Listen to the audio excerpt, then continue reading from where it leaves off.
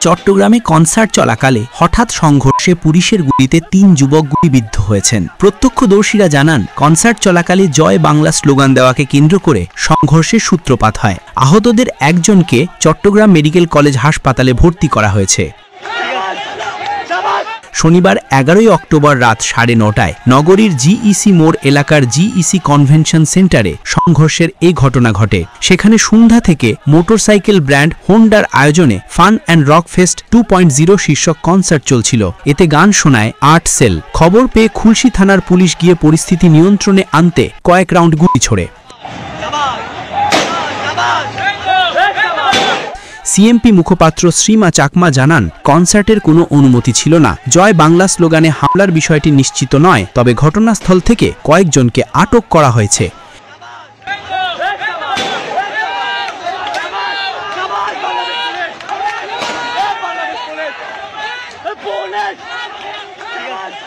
Shabash!